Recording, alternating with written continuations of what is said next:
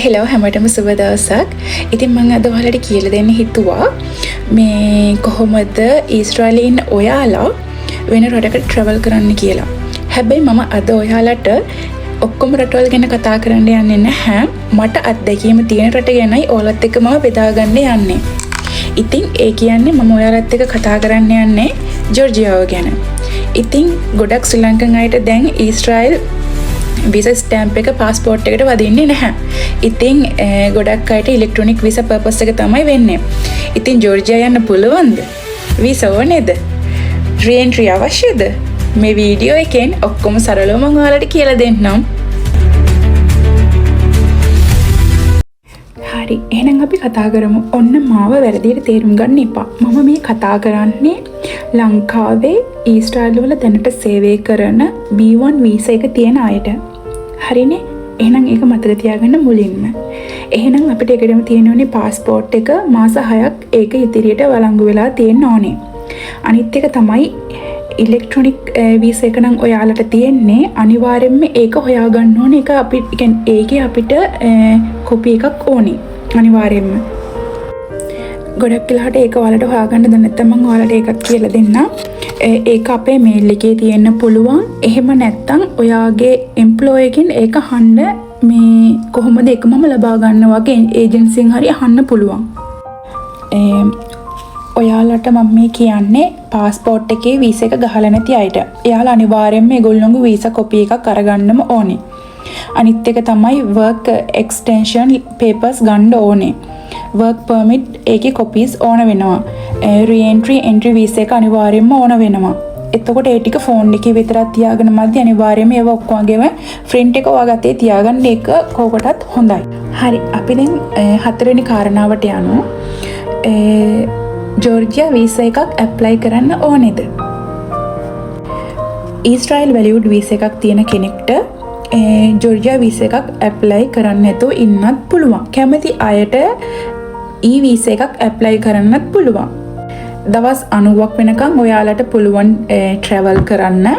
හැබැයි ඒක තීරණය කරන්නේ immigration office.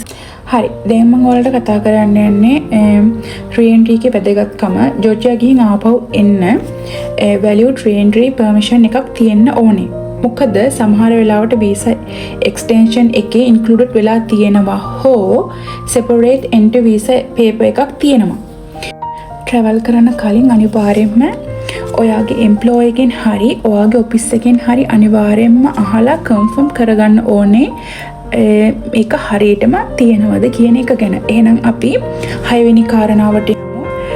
travel documents ready කරගන්න විදිහ. අපිට මොනවද ඕනේ? අපිට ඕන වෙන passport එක, electronic visa, return tickets, hotel bookings, insurance, employer letter. හරි, ඒ ටික ඔක්කොම ටික කරගෙන ඔයාලා එයාපෝට් එකට ගියාම එයාපෝට් එකෙන් ඔයාලගෙන් අහයි කොයාලගේ වීසා එක කියලා. එතකොට ඔයාලගේ වීසා මේ කොපි එක පෙන්නන්න.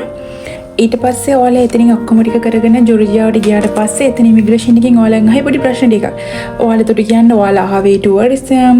එතකොට ඔයාලා ඉන්නේ දවස් කිහිපයයි, හොටෙල් බුක් කරලා තියෙන්නේ. ඒ ඔක්කොම ඔයාලට කියන්න පුළුවන් කිසිම බයක් නැතුව. හරි, දැන් යන්න අපි අවසාන ප්‍රශ්නෙට. කොච්චර මුදල් ප්‍රමාණයක් අපිට වියදම් වේද දවස් 5කට විතර වගේ. සාමාන්‍යයෙන් මම ඔයාලට අපේ එක්සැම්පල් එක මම ඔයාලට කියන්නම්. සාමාන්‍යයෙන් ෆ්ලයිට් එකට ඩොලර් 250ක් 450ක් වගේ වෙනවා. මොකද ඒක වෙනස් වෙන්න පුළුවන් ඇත්තටම. ඊට පස්සේ අපි බලමු හොටෙල් බිල් එක කොහොමද කියලා. එක ඔයාලා ඩිසයිඩ් කරන්න කොහොමද ඔයාලගේ හොටෙල් එක ඔයාලට ඕනේ මොන වගේද කියලා. සාමාන්‍ය හොටෙල් එකකට ඔයාලට ඩොලර් 150ක් ඩොලර් 300ක් වගේ වැය වෙයි. එතකොට ෆුඩ් වලට, ට්‍රාන්ස්පෝර්ට් වලට ඩොලර් 100ක් ඩොලර් 200ක් වගේ වලට වියදම් කරන්න වෙයි. ඉන්ෂුරන්ස් එකට නම් ඇත්තම ඩොලර් 20ක් ඩොලර් 40ක් වගේ තමයි යන්නේ. ඉතින් ඔයාලට ඔක්කොම ටෝටල් එක කිව්වොත් කොහොමද ඩොලර් 500ක් ඩොලර් 1000කින් වගේ ඔයාලට මේ වැඩේ කරගන්න පුළුවන්.